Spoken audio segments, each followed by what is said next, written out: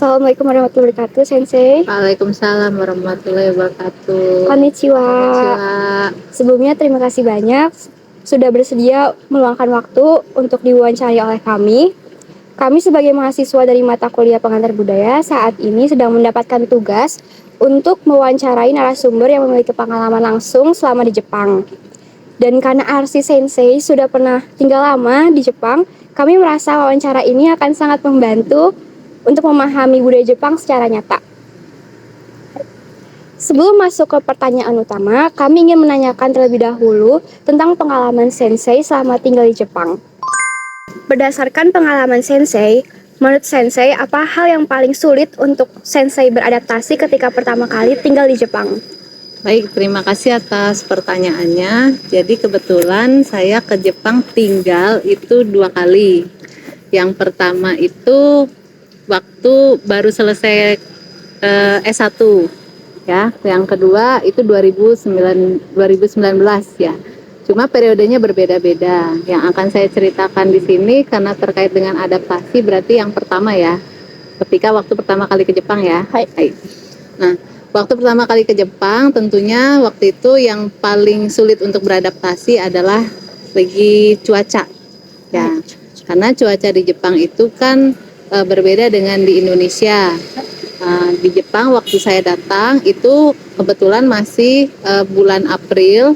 Waktu itu suhunya itu sebetulnya sejuk dan enak, tapi karena saya terbiasa tinggal di kota yang panas, jadi waktu itu sangat kaget sekali untuk di cuaca. Kemudian yang kaget yang nomor 2, yang kesulitan beradaptasi adalah dari segi harga-harganya seperti itu. Ya.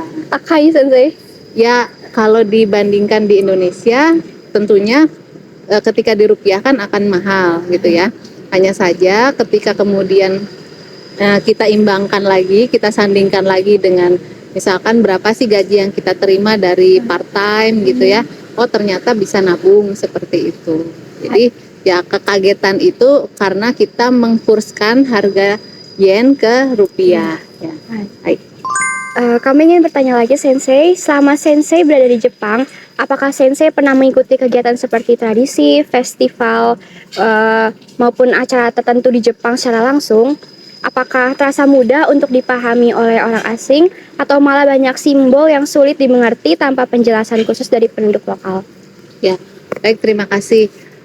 Tentunya sudah pernah ke Jepang, kemudian tinggalnya dalam waktu yang cukup lama ya, 1 tahun. Sayang sekali apabila kita melewatkan acara-acara tradisional yang ada di Jepang. Jadi di Jepang sendiri karena setiap musim itu ada festivalnya biasanya, jadi pasti sebagai orang asing itu tidak ingin melewatkan kegiatan tersebut gitu ya.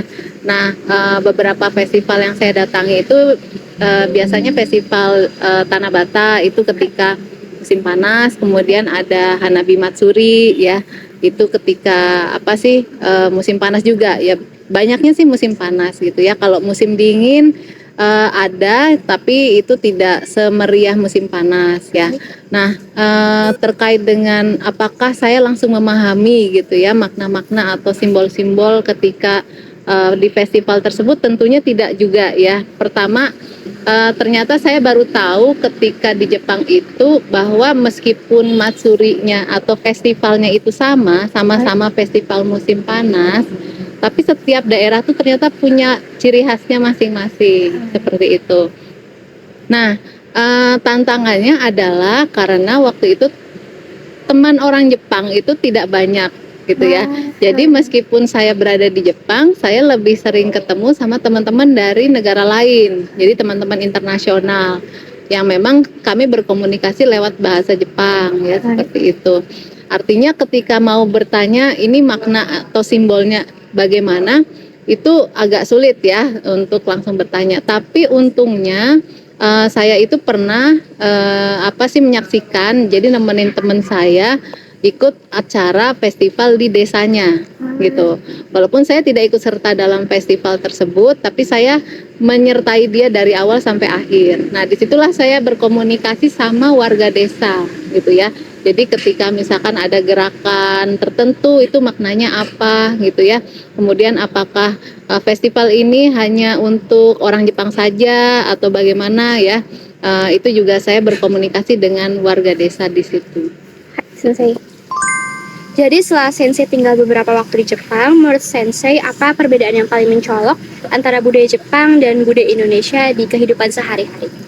Ya, yang paling mencolok itu dari kebiasaan waktu itu ya, bagaimana orang Jepang membiasakan kami di sekolah itu untuk datang tepat waktu dan lain sebagainya. Kemudian karena saya sebagai mahasiswa asing waktu itu harus survive ya, dalam artian di sini finansial, maka yang paling kerasa banget itu adalah saya pertama kali cari uang sendiri itu lewat arubaito atau part time.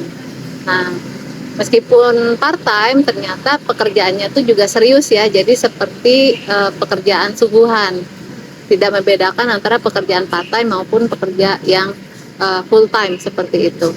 Jadi disitulah saya banyak belajar gitu, bahwa ternyata orang Jepang itu tidak membedakan statusnya gitu ya, apakah saya student, apakah saya itu orang Jepang. Yang mereka lihat adalah bagaimana seseorang itu memegang dengan teguh tanggung jawabnya, seperti itu kalau di part time-nya. Selanjutnya kami juga ingin bertanya mengenai sistem pekerjaan di Jepang, Sensei. Kami dengar salah satu budaya masyarakat yang terkenal di Jepang adalah budaya kerjanya yang sangat disiplin dan efisien. Meski kadang memberatkan para pekerjanya karena tuntunan dan etika sosial di dalamnya, bagaimana pandangan Sensei mengenai hal ini?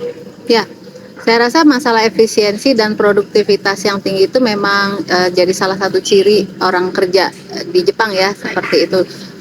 Baik yang kerja di Jepang maupun di perusahaan Jepang di Indonesia ya. Sebagai salah satu contoh, saya berikan gambaran saja. Ketika saya pergi ke Kombini atau misalkan kita sebut merek aja Famima ya, Family Mart gitu. Di situ penjaganya hanya 2. Nah, 2 penjaga ini dia berkewajiban, dia bisa menguasai regi atau kasir, tapi dia juga punya kemampuan atau tanggung jawab untuk menghandle stok barang.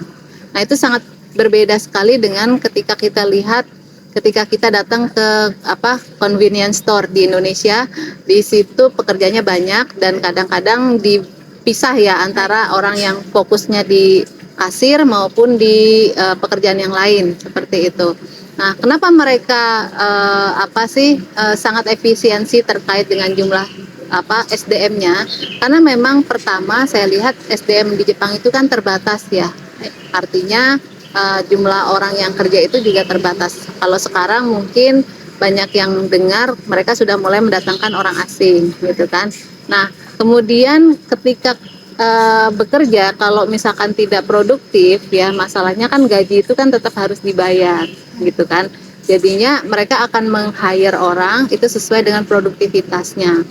Dan menurut saya mempunyai pengalaman kerja di Jepang itu jadi sebuah hal yang sangat berharga sekali gitu ya. Artinya kita bisa membiasakan diri untuk terbiasa produktivitasnya tinggi, efisien ya. Itu baik dari sisi load pekerjaan sama waktu yang kita gunakan. Nah, seperti itu ya. Gimana caranya ya, membiasakan diri saja ketika kerja itu tidak disambi dengan yang lain. Misalkan tidak disambi mendengarkan musik atau nyemil, seperti itu. Jadi waktunya kerja ya kerja. Makanya mungkin beberapa keluhan dari orang asing, katanya orang Jepang kalau kerja itu kaku dan lain sebagainya. Tapi sebetulnya mereka ingin efisien, mereka ingin waktunya untuk pekerjaan itu full untuk bekerja. Karena ketika istirahat, mereka pun akan total istirahat, seperti itu. Ketika pulang dari pekerjaan, mereka juga akan total ya, misalkan mereka pergi ke karaoke, mereka nongkrong dan lain sebagainya. Jadi memaksimalkan pekerjaan apapun sesuai dengan waktunya. Hai, itu. Oh, ternyata teman-teman budaya kerja Jepang sangat menarik ya. Ini sangat menambah wawasan untuk kami sebagai mahasiswa ataupun generasi muda. Oke. Sebagai pertanyaan terakhir kami, Sensei, kami ingin mendengar pendapat pribadi Sensei. Apakah ada hal yang ingin Sensei sampaikan mengenai topik budaya Jepang ini terhadap generasi muda Indonesia? Atau mungkin apa yang sebaiknya kami para mahasiswa pelajari dari kebudayaan Jepang? Wah, kalau hal yang bisa dipelajari dari budaya asing tuh banyak banget ya, Minasang. Tapi mungkin pendapat saya atau yang ingin saya sampaikan ke teman-teman pembelajar di sini adalah kita perlu melihat dari berbagai sudut pandang gitu ya. Tadi misalkan image-nya orang Jepang itu kalau kerja itu keras ya, atau misalkan workaholic.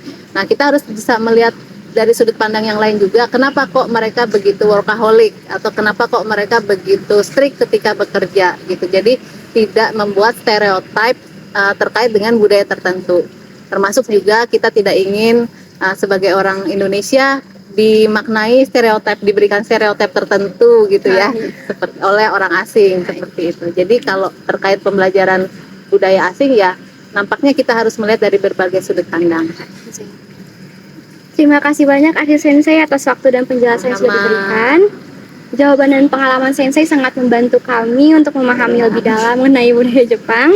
Semoga wawancara ini bisa menjadi pembelajaran yang berharga bagi kami.